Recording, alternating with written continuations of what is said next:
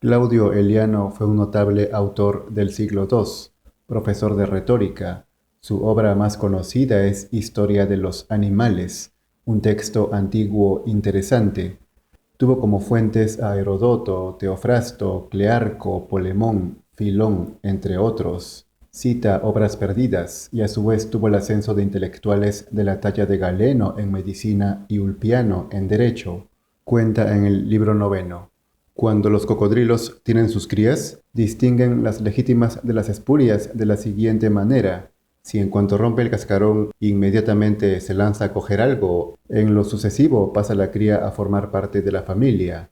Goza del cariño de los progenitores y se la considera y cuenta como uno más de los cocodrilos. Pero si se queda inmóvil, si se muestra perezosa y remisa a coger una mosca, un gusano de tierra o un lagarto pequeño, el padre la despedaza porque la considera criatura vil, espuria y ajena a su familia.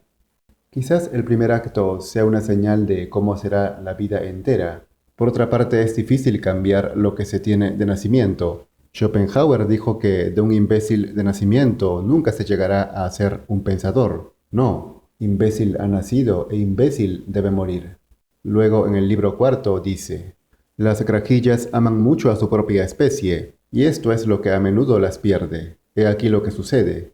El que quiere cazar grajillas procede de forma que allí, donde sabe que están sus pastos y alimentos y ve que se reúnen en bandadas, coloca vasijas llenas de aceite. El aceite es transparente y el ave curiosa llega y se posa en el borde de la vasija. Se inclina hacia abajo y al ver su propia sombra se imagina ver otra ave y se apresura a bajar hasta ella.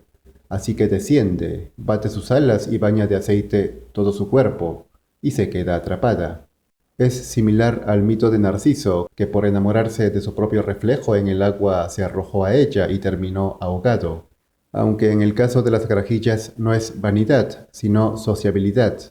Después indica: al camello le disgusta grandemente beber agua clara y pura, y en cambio considera el agua fangosa y sucia como la más agradable de las bebidas.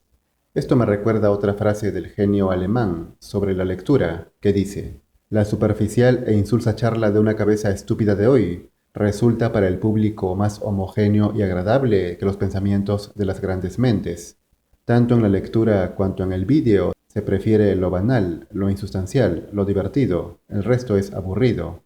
Luego habla del castor, afirma: sabe bien la razón por la que lo persiguen los cazadores con tanto empeño y vehemencia, y agachando la cabeza se amputa con los dientes los testículos que luego les arroja, como el hombre sensato que cayendo en manos de ladrones se desprende de cuanto lleva consigo para escapar con vida. Se cree que los genitales del castor tienen propiedades curativas y también se usan para la perfumería. Por eso era perseguido el castor. Por otro lado, se sugiere al hombre desprenderse de sus posesiones cuando es asaltado. Me recuerda a un consejo de Séneca: no poseamos nada que pueda sernos arrebatado con gran provecho del que nos tiende acechanzas. Ante el que anda desnudo de riquezas, el bandido pasa de largo, y aun el camino infestado de ladrones es tranquilo para el pobre. En el libro 7 habla de la alimentación de los gavilanes, indica: echan a los recién nacidos los sesos obtenidos de las aves que cazan y que constituyen bocado exquisito para los tiernos polluelos. A aquellos gavilanes que tienen una edad intermedia entre la de los recién nacidos y la de aquellos que han alcanzado su pleno desarrollo, les echan corazones y se pueden ver los desperdicios de ellos. Pero a los que han alcanzado su pleno desarrollo les echan carnes y tendones que constituyen alimento recio para las aves de presa. Y a diferencia de la antedicha alimentación, indica que los gavilanes conocen lo apropiado y conveniente a cada edad, así como que son muy escrupulosos sobre este particular, de modo que no tocarían jamás un alimento inapropiado a su edad. También se refiere a la alimentación en este caso del mandril, del cual dice que bebe vino y se atiborra cuando le ponen delante carne asada o cocida. Gusta de alimentos bien condimentados y se disgusta si los alimentos están mal cocidos. Si se pone vestidos, tiene cuidado de ellos. Si cuando todavía es pequeñito lo acercan al pecho de una mujer, mamará como un lactante. El maestro de Epícteto decía que el alimento es un medio de vida, no de placer. Por eso lo adecuado es que comamos para vivir, no para deleitarnos. Lo mismo sentenció Sócrates, en otra parte afirma: Dícese que si un caballo padece retención de orina y una muchacha, desatándose el cinturón, le pega con él en la cara, al instante orina copiosamente y termina de sufrir. Una yegua que siente un desenfrenado apetito sexual se aplaca fácilmente, según dice Aristóteles, si se le cortan las crines del pescuezo. Su melena, porque siente vergüenza, modera su nerviosismo, cesa en su desenfreno. A propósito de la yegua, el autor cita a Sófocles cuando dice: «Ay, hasta un hombre sin piedad se compadecería de ella, viéndola encogida de vergüenza y viendo cómo enloquece de dolor, y llora por su melena perdida». También habla del caballo en el libro 16, relata: «Los caballos de los sibaritas fueron adiestrados para danzar a los sones de la flauta con ocasión de algún banquete. Enterados de esto los crotoniatas, que estaban en guerra con ellos, reuniendo flautas y flautistas cuando ya estaban para enfrentarse, ejecutaron aquellos una música bailable a cuyo son los caballos de los sibaritas, como si estuvieran en medio de un banquete, derribando a sus jinetes, empezaron a hacer concorvos y danzar. Así los crotoniatas, habitantes de Crotona, vencieron a los sibaritas, naturales de Síbaris. Con el vocablo sibarita se designa a una persona que se trata con mucho regalo y refinamiento. Y no es para menos, pues Eliano señala: «He oído que los sibaritas de Italia se preocupan con exceso de la vida muelle y que nada saben de los demás trabajos y asuntos, sino que pasan la vida entera entregados al ocio y al derroche». En otro lugar alude al cónsul romano Manlio y al Capitolio, que dice que hubieran sido capturados de la manera más ignominiosa de no haber sido por la presencia casual y el alboroto de unos gansos. Los perros, ante la comida que les echaron, se callaron, pero los gansos, con su clamor, hicieron levantar a Manlio y a la guardia que dormía con él. Por esto los perros hoy en día siguen sufriendo la pena de muerte todos los años entre los romanos, en memoria de su antigua traición. En cambio, en días determinados, un ganso es honrado llevándolo con gran pompa en una litera. En efecto, por este hecho los perros fueron detestados y castigados. Empalaban uno cada año. En otra parte se refiere a la sexualidad de la hiena, afirma: «Puedes ver cómo una hiena en el año actual es macho y cómo al siguiente aparece convertida en una hembra. Y si es hembra en el momento presente, después será macho». Participan de ambos sexos y alternan la posibilidad de ser marido y mujer, cambiando cada día de sexo. Esto ya lo había mencionado varios siglos antes Esopo, que en una de sus fábulas explicaba que las hienas cambian de sexo cada año. Actualmente se dice que los genitales de los machos y las hembras son tan parecidos que es complicado distinguirlos. Después trata del pez raya. Indica que la raya cornuda constituye su dieta de gran número de peces y gusta grandemente de la carne humana. Cuando ve a un hombre nadando o buceando para coger algo en el agua, sale a la superficie y arqueándose le ataca, echándose encima con todo su peso, presionando e infundiéndole terror. Extiende todo su cuerpo sobre el asustado hombre como una techumbre y le impide salir a la superficie y respirar.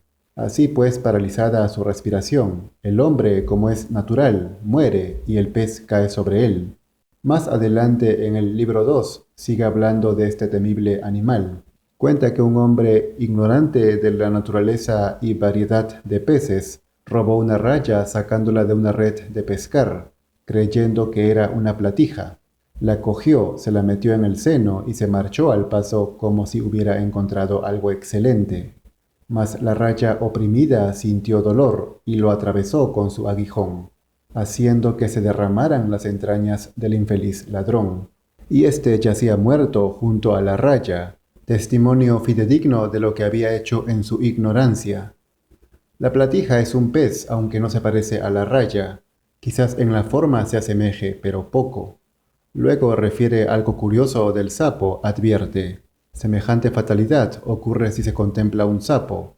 Si alguien ve a esta bestezuela y luego la contempla de hito en hito, ella, siguiendo su impulso natural, corresponde con una mirada atrevida y exhala un aliento, natural en ella, pero maligno para la piel del hombre, que empalidece». Y a propósito de miradas, lo contrario ocurre si se mira al chorlito. Asevera: «Sin duda el chorlito tiene un don que no es despreciable. En efecto, si una persona se ve invadida de ictericia y lo mira de hito en hito, aquel aguanta la mirada con la misma impavidez que si sintiera celos de ella. Y esta mirada retadora cura la mencionada enfermedad de la persona. En fin, esta obra de Claudio Eliano ha sido muy útil, tanto para conocer a autores antiguos perdidos, cuanto para aprender de los hechos que narra de un modo ameno. Dice: el dentón no es un pez solitario ni soporta vivir aislado y separado de sus congéneres. Y de acuerdo con el refrán que dice, los amigos deben ser de la misma edad. Estos peces gustan de estar como compañeros y amigos que comparten las mismas ocupaciones y pasatiempos. He aquí los medios que emplean contra sus perseguidores. Cuando un pescador pone un cebo contra ellos, todos se colocan alrededor y formando círculo se ponen mirándose unos a otros, como si mutuamente se dieran la consigna de no aproximarse ni tocar el cebo que ha sido sumergido. Los que fueron apostados para esto permanecen quietos, pero llega un dentón de otro cardumen, traga el anzuelo y paga con la captura el privilegio de su soledad. En este caso, como en muchos de varias especies de animales, la soledad resulta fatal. También en el ser humano se dice que es sociable, aunque no parecería conveniente que lo sea según lo que afirmó Séneca. La sociedad es una reunión de venados de toda especie, con la diferencia de que los venados son cariñosos entre sí y no se muerden, mientras que los hombres se destrozan mutuamente.